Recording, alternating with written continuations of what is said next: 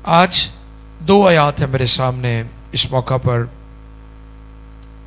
जो मैं चाह रहा था कि आपके साथ शेयर की जाए। कलाम खुदा में से दो हवाला जात हैं और ये दोनों हवाला जात अमाल की किताब में से हैं। अमाल की किताब के बारे में बहुत सारे थियोलॉजियन कहते हैं कि ये दर हकीकत रसूलों के अमाल हैं। इसे एक्ट्स ऑफ होली स्पिरिट कहा जाता है। और अनाजील और खतूत के दरमियान ये किताब जो है ये ब्रिज का काम करती है, पुल का काम करती है। और होली स्पिरिट ने जिस तौर पर रसूलों के अमाल या एक्ट्स ऑफ होली स्पिरिट, जैसे मैं कह रहा हूं कि ये पाकरू के काम है, इसमें हमें पाकरू के काम नजर आते हैं। चर्च को, कलीसिया को आज फिर से अमाल की किताब को बार बार पढ़ने की जरूरत है, ताकि वही सुपरनैचुरल काम जो अमाल की किताब में हम देखते हैं रसूलों की मिनिस्ट्री में पाकरू के नजूल के बाद, वो आज भी चर्च को उसके तजुर्बे की जरूरत है। और जो आयात आज मैं आपके सामने शेयर करने जा रहा हूं, उनको जब हम पढ़ते हैं तो आज दुनिया के जो हालात हैं, और दुनिया के हालात अलार्म की तरह है, और हमें जैसे लाउड स्पीकर पर लोगों को बताया जाता ताकि लोगों को पता चल जाए। ये आयात जो मैं आपकी खिदमत में तिलावत करने जा रहा हूं, ये लाउड स्पीकर की तरह है। आओ देखिए मेरे साथ कलाम खुदा में से अमाल 12वां बाब 5 से 10 आयत तक पढ़िएगा। खुदा की खादमा एस्टर इन आयात को पढ़ने में हमारी रहनुमाई फरमाएंगे। जी, खुदा के कलाम मुकद्दस में रकम है, बस कैद खाना में तो पतरस की निगहबानी हो रही थी। हाँ जी, बस कैद खाना में तो पतरस की निगहबानी हो रही थी, मगर कलीसिया उसके लिए बदिलो जान, ये गौरतलब अल्फाज हैं जो आप पढ़े जा रहे हैं। बदिलो जान, आगे खुदा से दुआ कर रही थी। और जब हेरोदिस उसे पेश करने को था तो उसी रात पतरस दो जंजीरों से बंधा हुआ था। दो सिपाहियों के दरमियान सोता था। और पहरे वाले दरवाजा पर कैद खाना की दरवाजा पर कैद खाना की निगहबानी कर रहे थे कि देखो खुदावन का एक फरिश्ता आ खड़ा हुआ और उस कोठरी में नूर चमक गया। हालेलुया, क्या हुआ जी? उस कोठरी में नूर चमक गया। और उसने पतरस से कहा पतरस की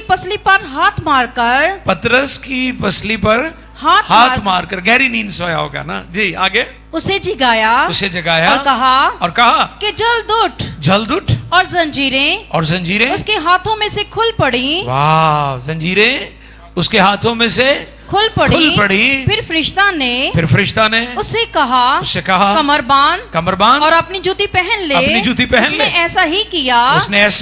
फिर उसने उससे कहा अपना जामा पहनकर मेरे पीछे हो ले। Thank you.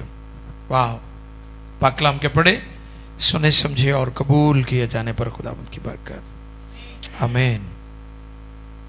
पतरस कैद में था और कलीसिया बदिलो जान दुआ कर रही थी। हैरानी की बात है, शागिर्दों के उस वक्त कोई सियासी ताल्लुकात नहीं थे कि चलें पतरस को क्या कोई सियासी असर रसूख डाल के कैद खाना से निकाल लिया जाए। उनके पास ओनली वन, एक ही हथियार था और वो दुआ थी। हालेलुया। उनके पास जो मोस्ट पावरफुल वेपन था, सबसे बड़ी सिफारिश, सबसे बड़ी अप्रोच, सबसे बड़ी ताकत दुआ की ताकत थी। पहली सदी की जो कलीसिया थी वो दुआ करने वाली कलीसिया थी। वो कलीसिया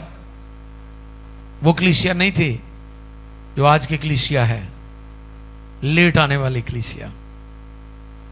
मैंने बताया था ना, कई हाजिरी पाण आंदे ने, एंड ते आण कहणगे चलो सरकार दे हजूर हाजिरी पै गई है।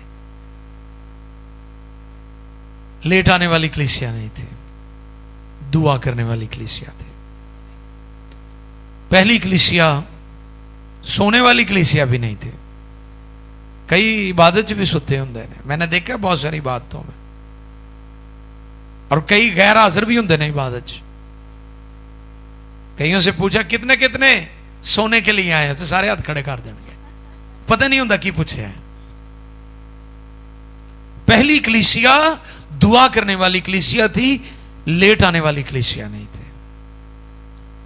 पहली सदी की कलीसिया जागने और दुआ करने वाली कलीसिया थी। अगर आप चर्च में भी आकर सोते हैं या गनूदगी है आपके ऊपर, तो आप फिर घर ही रहते ज्यादा अच्छा था। माजरत के साथ आपको घर में रहना चाहिए था। पहली सदी की कलीसिया आंसू बहाने और दुआ करने वाली कलीसिया थी। पतरस की निगरानी हो रही है, हथकड़ियां लगी हुई हैं, और कलीसिया उसके लिए बदिलो जान, कैसे ऐवे ही नहीं दुआ कर रहे थे, बदिलो जान दुआ कर रहे थे। बदिलो जान। दुनिया के हालात जो है ना, आप याद रखें, सिर्फ वो कलीसियाएं, वो ईमानदार कायम रह पाएंगे जो दुआ करने वाले। मैं ये चैलेंज रख रहा हूं आपके सामने। जो हालात है ना पाकिस्तान और दुनिया के, पिछले दिनों हमारे एक अजीज बता रहे थे मुझे कि अमेरिकन एम्बेसी में एक पादरी साहब गए हैं वीजे के लिए, तो उन्होंने क्रॉस पहना हुआ था। तो उन्होंने कहा जी काउंटर पर जाने से पहले आपको क्रॉस उतारना होगा। आप अंदाजा लगाएं, अमेरिका लोग की समझते अमरीकी मसीह है। हमारे बहुत सारे पाकिस्तानी भी, बहुत सारे मसीह और दूसरी कौमें भी समझते हैं कि अमरीकी सारे मसीह ने। वो सारे मसीह नहीं है, होंगे बहुत सारे हैं वहां पर, लेकिन वो मसीहों के तर्जुमान नहीं है। इससे मुराद ये है कि लोगों को सलीब से प्रॉब्लम है। गुजरी 2 दिन पहले हम मार्टिनपुर में थे, तो मार्टिनपुर प्रेस्बिटेरियन चर्च की क्रॉस बहुत ऊपर है, मोर देन 100 फीट बता रहे थे पादरी साहब वहां पर इंचार्ज जो है। तो मैं कह रहा था ये तो मसीहत का फख्र है सलीब। दुनिया को प्रॉब्लम क्यों है सलीब के साथ? दुनिया यीशु की पैदाइश पर ईमान रखती है, सलीब को नहीं मानते। सलीब से थोड़ा स्टेप बैक होते हैं, डिनाई करते हैं, क्योंकि सलीब पर कफारा हुआ है। इब्लीस की पूरी कोशिश है लोग सलीब को ना समझें। सलीब का मुकाशफा, जब पौलुस ने करंथस में सलीब को प्रीच किया तो यूनानी मजाक उड़ा रहे थे। यूनानी हिकमत वाले हैं, जो ग्रीक हैं, जो यूनानी बोलने वाले लोग हैं, वो हिकमत से भरे हुए लोग हैं। कलाम में लिखे यहूदी निशान चाहते हैं और यूनानी हिकमत तलाश करते। हिकमत, आपको पता है उनके हकीम बड़े मशहूर हैं यूनान के। यूनानी दुआ खाना, पाकिस्तान में भी आपको पता बड़ा लोगों को धोखा दिया जाता है ना इस तरह की बातों से। यूनान के लोग जो हैं उनके अंदर हिकमत बड़ी है। जब रसूल आजम ने वहां पर सलीब की बात की तो वो कहने लगे ये तो बेवकूफी और नादानी है। तो फिर उसने उनके साथ डिबेट की, मुकालमा किया। उसने तस्वीर के दोनों रुख दिखाए, उसने सलीब भी दिखाई और खाली कब्र की बात भी की। दुनिया और कौमों को जब यीशु की खाली कब्र की समझ आ जाएगी तो सलीब की भी समझ आ जाएगी, फिर चरनी की भी समझ आ जाएगी। लोग चरनी पर ईमान रखते हैं लेकिन सलीब को कबूल नहीं करते। हलाक होने वालों के नजदीक तो बेवकूफी है, मगर हम निजात पाने वालों के नजदीक खुदा की कुदरत है। दुनिया के हालात जो आने वाले डेज हैं, हेडिंग डेज जो हैं, जो आने वाला वक्त है वो कड़ा वक्त है, मुश्किल वक्त है। अपने बच्चों को भी टीच करें, उन्हें ये जो है ना होम्योपैथिक दुआ ये ना सिखाएं, उन्हें स्ट्रॉन्ग प्रेयर सिखाएं, उन्हें प्रेयर वॉरियर बनाएं। आपको पता है होम्योपैथिक की दुआ मीठी होती है, वो छोटी छोटी सफेद गोलियां होती हैं, छोटी छोटी। एस्टर भी खाती रही हैं, ये और फैनी दोनों ही खा जाते थे, क्योंकि एक फायदा नहीं तो नुकसान भी कोई नहीं होना। वो ऐसी मेडिसिन है होम्योपैथिक जो है।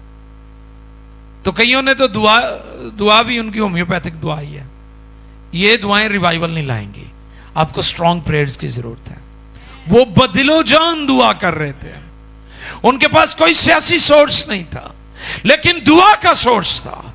उनके पास माली वसाइल कम थे लेकिन दुआ और रूहानी वसाइल ज्यादा थे। अफसोस आज के चर्च के पास, लीडर्स के पास माली वसाइल ज्यादा आ गए, दुआ और रूहानी वसाइल कम हो गए। आज चर्च को वापस आने की जरूरत है दुआ की तरफ। हालात का लाउड स्पीकर चिल्ला चिल्ला कर कह रहा है ईमानदारों दुआ करो। वो वक्त आएगा फिर दुआ में ठहरना पड़ेगा आपको दुनिया और हालात का मुकाबला करने के लिए, जैसे पहली सदी के ईमानदारों ने किया है। और लिखा है कि पतरस कैद में था और वहां पर उसकी रखवाली हो रही थी, पैरा लगाया हुआ था। कैसी लाइफ होगी, तो दाएं बाएं दो सिपाही सुते दरमियान चों सुआया होया, कितनी मुश्किल होएगी। वाह, ऐसे नहीं इंजील आप तक पहुंच गई। रसूलों ने बड़े दुख उठाए हैं इसके लिए।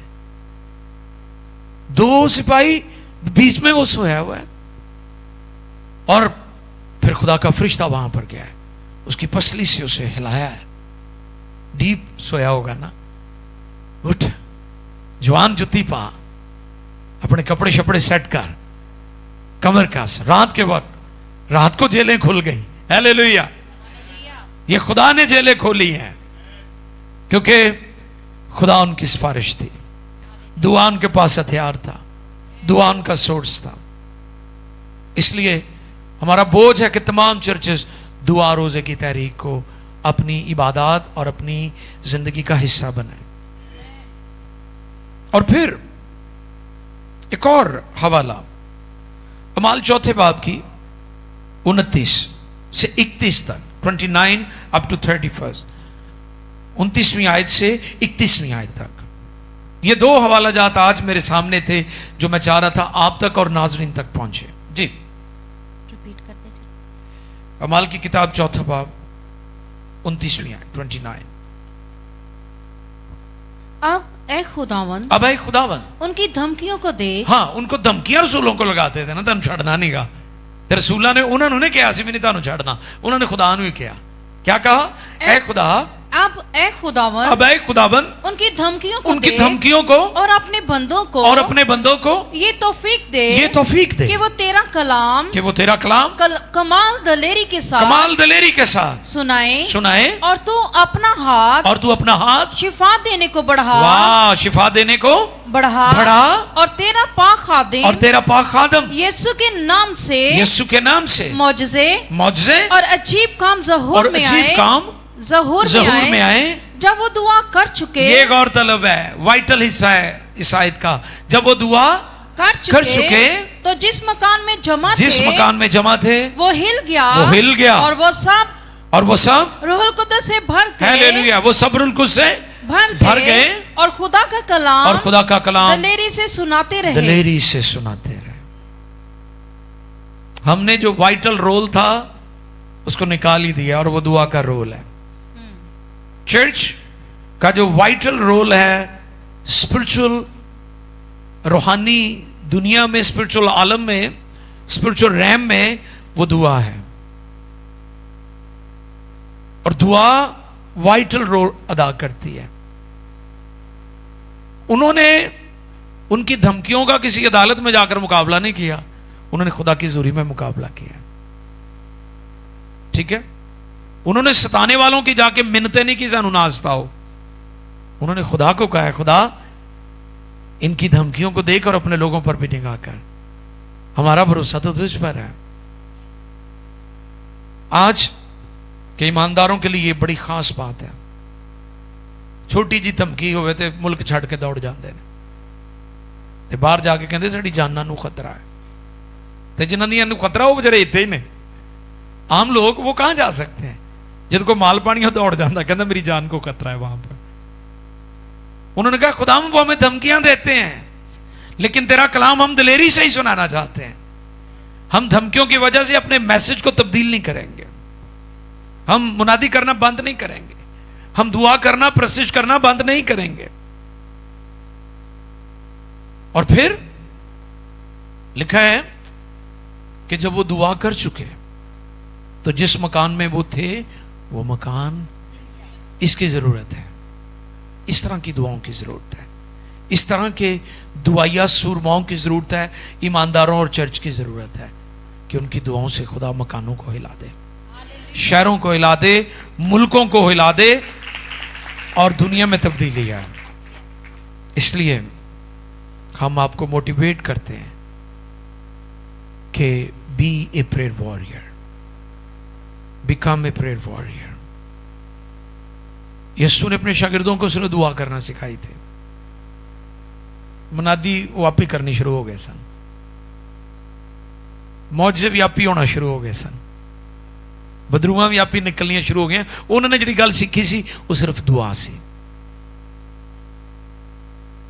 कई पास्टर कहते मैं अपनी कलीसिया बड़ियां चलाकियां सिखाइया ने,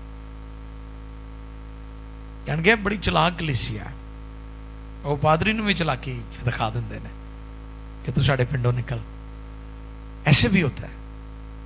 तो पासबानों से मेरी दरखास्त है, कलीसिया को चलाकियां ना सिखाएं, होशियारियां ना सिखाएं, मक्कारियां ना सिखाएं, कलीसिया को दुआ करना सिखाएं, कलीसिया को रोजा रखना सिखाएं कि रोजा कैसे रखना है, कलीसिया को झुकना सिखाएं, कलीसिया को खुदा पर भरोसा करना सिखाएं। क्योंकि जो दुआ करता है दर हकीकत वो खुदा को दावत दे रहा होता है, खुदा तू मुदाखलत कर, खुदा तेरे बगैर नहीं चलेगा ये काम, खुदा मुझे तेरी जरूरत है, मैं तेरे बगैर कुछ भी नहीं।